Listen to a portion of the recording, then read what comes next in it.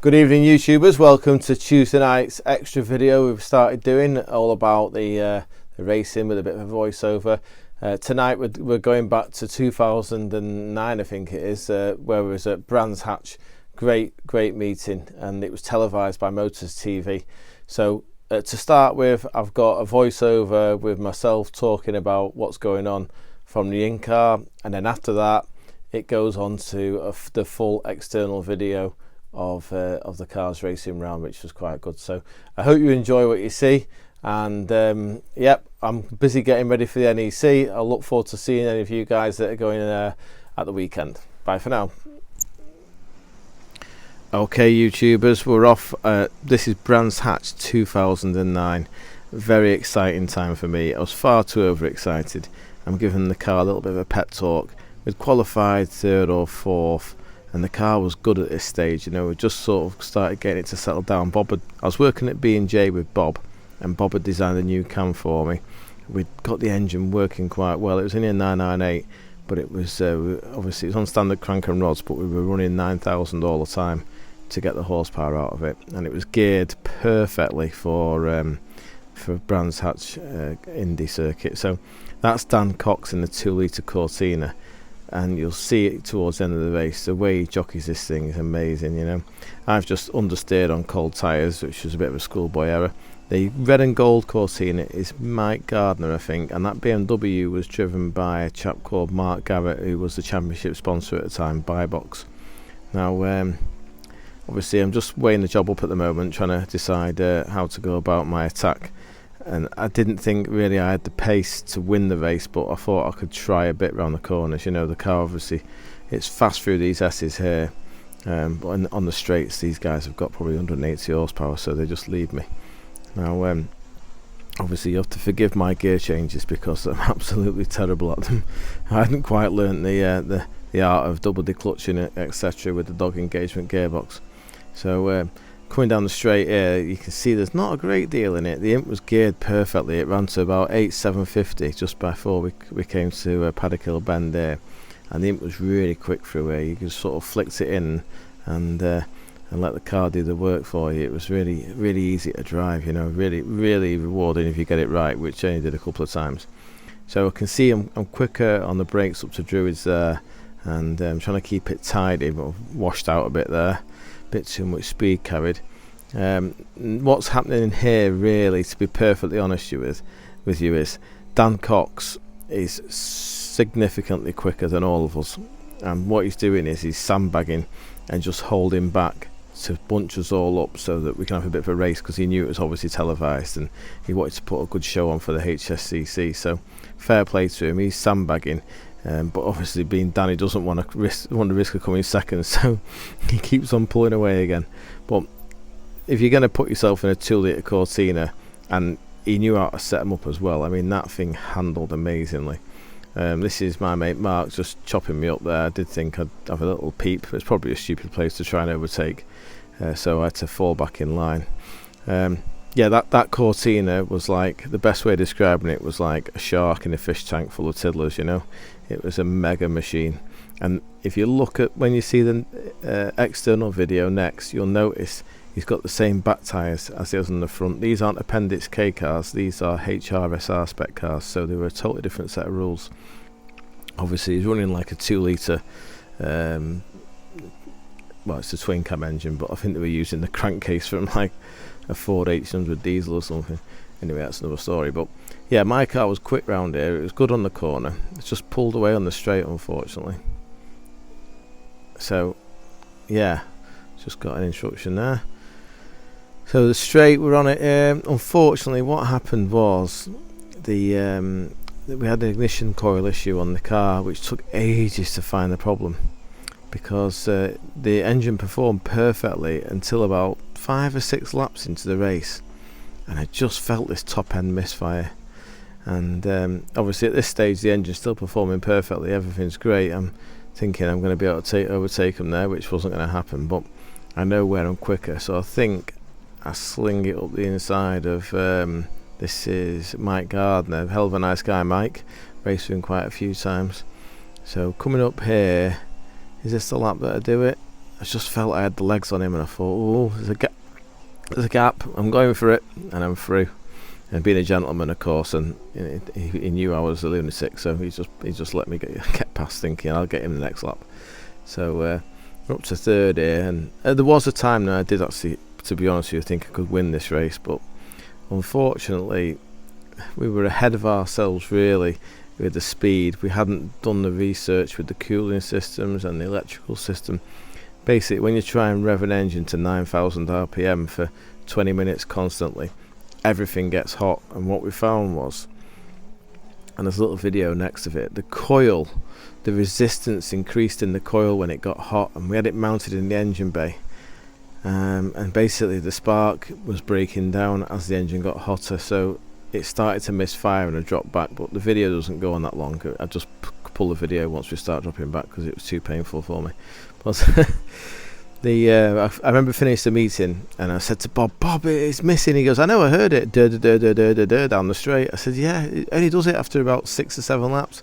He said, when we get back, take the engine, complete everything, fuel the lot, we'll put it on the dyno and we'll hold it flat out and we'll see what happens. And we did that, and it was absolutely good as gold.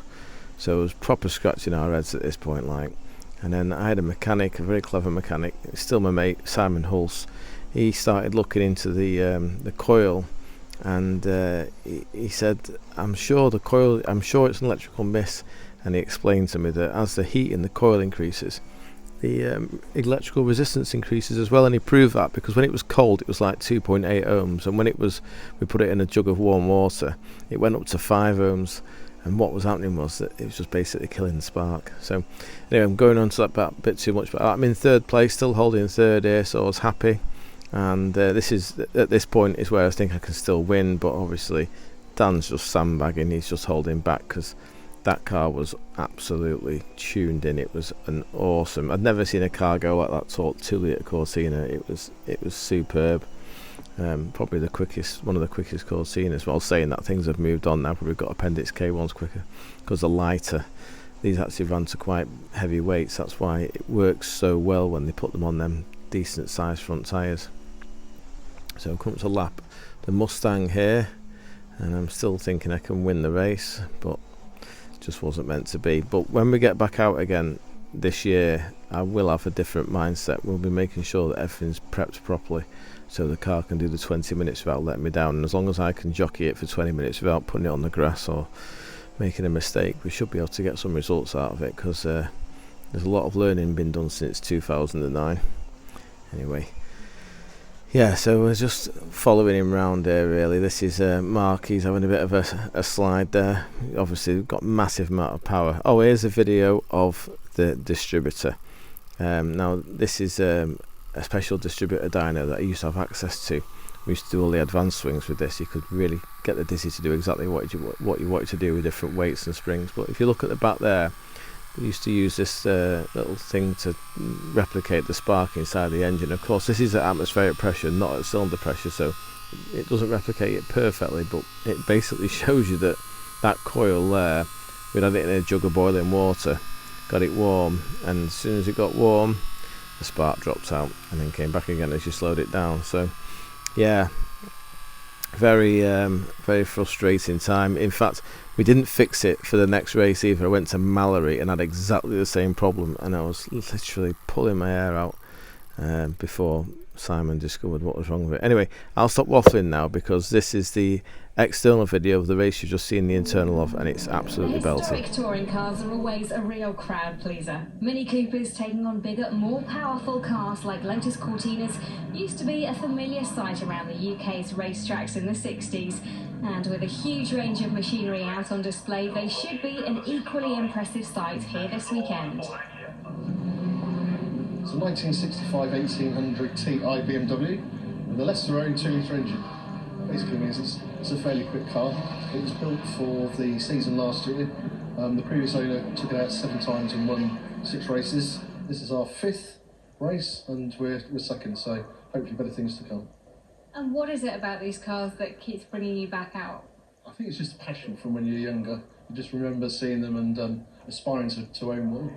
And sort of one day, fortunate enough to be able to go motor racing.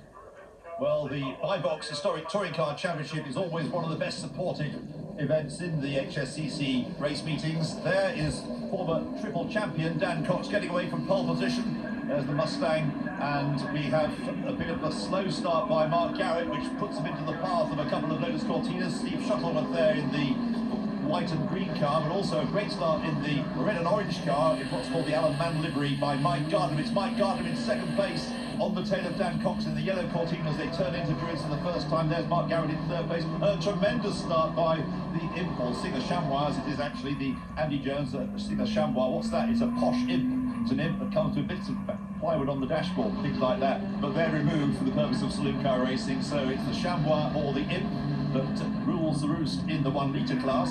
Of course, the imps being rear-engine cars mean that they get very good traction off the start line, and despite having just 1 litre engines, they can really take the race to the more powerful, larger engine cars. And there are the leading two imps, the Chamois of Andy Jones just ahead of David Heel in number 97, and there's number 87, the former champion also, Simon Benoit, and back with the BMW, Mark Garrett in the BMW, using the power of that car to get alongside Mike Gardner as they go into Paddock Hill Bend, starting the second lap. Ahead of them is Dan Cox, into second place now with a bit of tire smoke as he locks a wheel, turning into the corner, and very sideways there, Dan Cox. He's always, as I said, a spectacular driver. Mike Gardner coming back at Mark Garrett.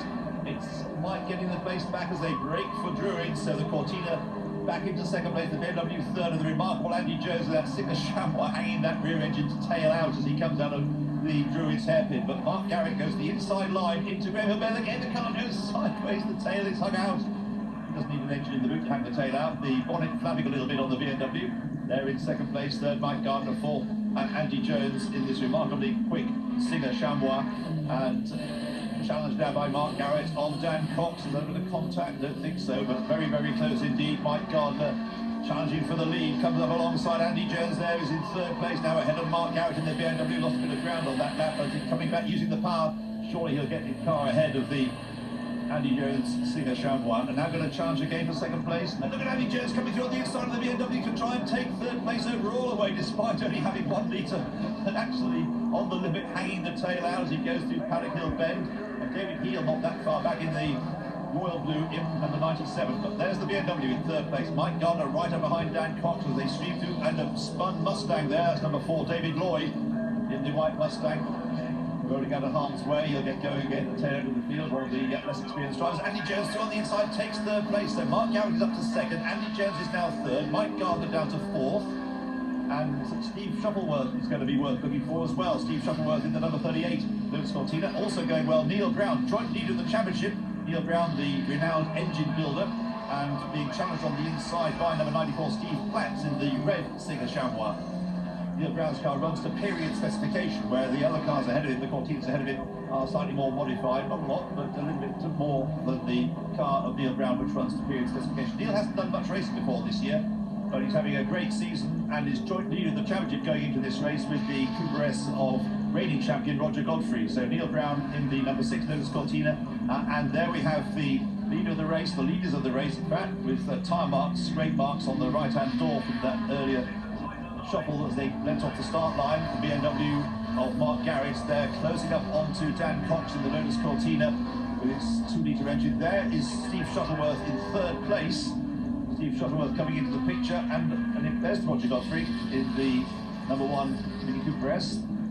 There's one of the Alphas that races in this series as well, Paul Hopkinson with the Alfa Romeo Giulia Sprint. So Roger Godfrey in the number 1 car. Dan Cox looking a bit twitchy there as he came to Paddock Hill Bend under pressure with lights ablaze of Mark Garrett in the BMW. Mark gets on the inside line going into Drizzy, takes the lead. Mark Garrett takes the lead in the BMW. So the managing director of Bybox now leads the race in the championship that his company sponsors, but he's repassed going into Graham Hill Bend by Dan Cox. Dan Cox, as I say, 3 times a champion in this category.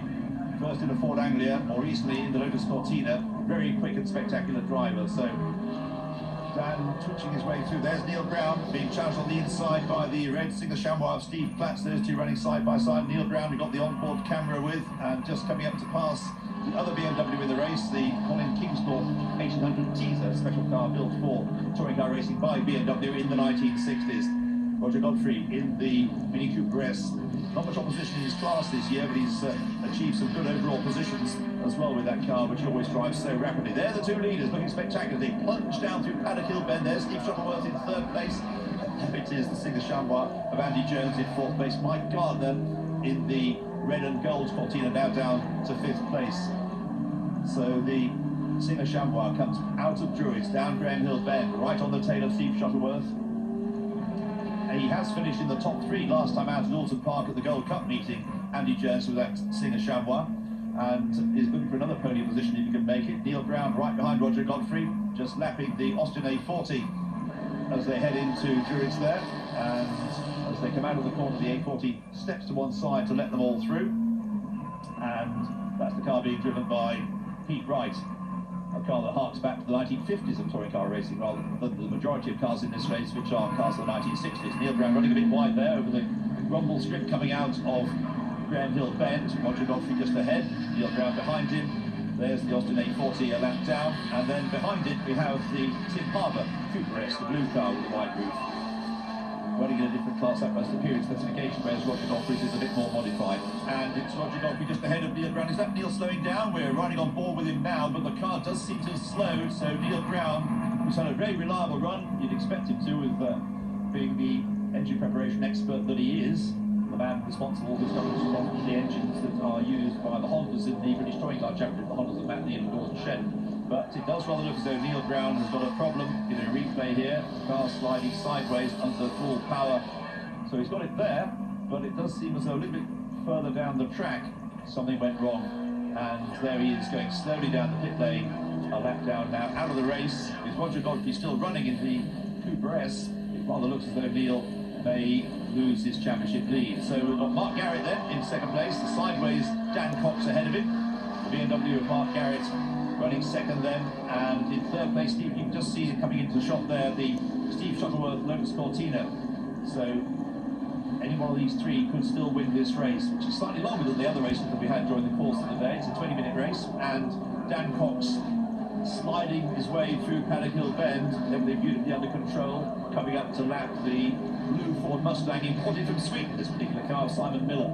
There's Mark Garrett then in second place in the BMW, turning through Druids, still hard on the heels of Dan Cox in the Lotus Cortina, who turns through Graham Hill Bend, about to lap that Mustang, but can't afford to make a mistake. Finds his line there in the pits, I'm afraid, with some sort of problem, is Neil Brown, so his chance of a good result in this race have clearly gone out of the window, and the leader coming up to lap that Mustang that we saw spinning earlier on, the car of David Lloyd. So Dan Cox turns through Clearways and Clark Curve. Where's the BMW? There's the BMW. Not that far back still.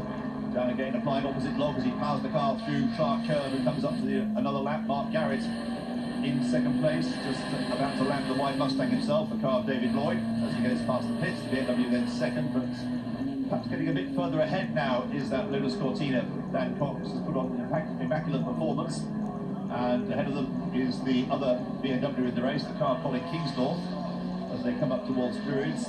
I reckon, no, I thought he was dropping back a bit. Mark Garrett is coming back into contention again as they go through Druids this time. There's Neil Brown. So the bonnet is up on the Lotus Cortina, and I'm sure he will know straight away, being an engine man, what the problem is. It looks like something to do with the plug leads, but whatever it is, I'm afraid his race is run. But not is it run for Dan Cox, coming up again to lap the Austin A40 of Pete Wright.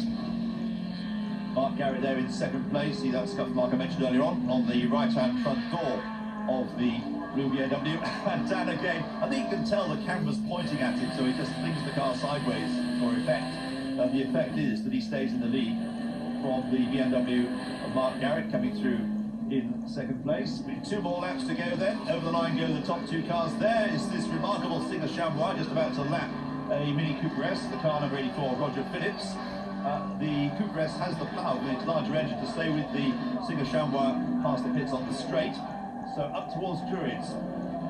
Just under 2 laps to go then. Dan Cox still has the lead, but Mark Garrett has absolutely not given up, trying angles the tail out a little bit as he comes out of Druids into Graham Hill Bend.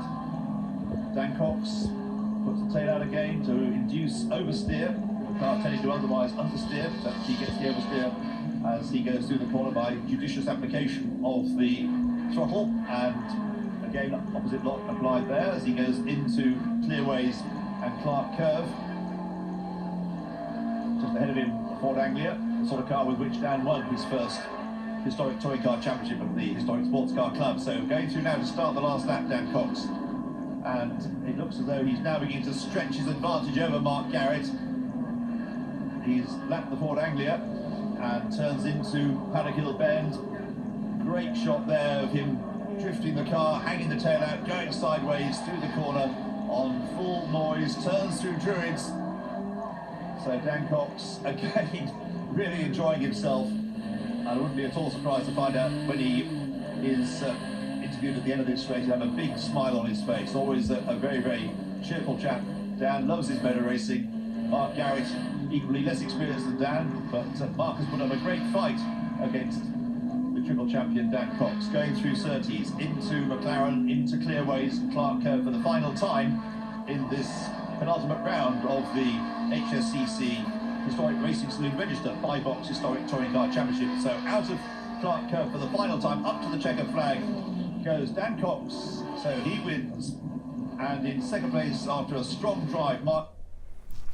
Okay, YouTubers, hope you enjoyed that little bit of history there from Brands Hatch. If you're going to see any EC, I'll see you there, and hopefully we'll get some footage and get it all uploaded for Sunday night at 7 PM. All right, have a great week. Bye bye.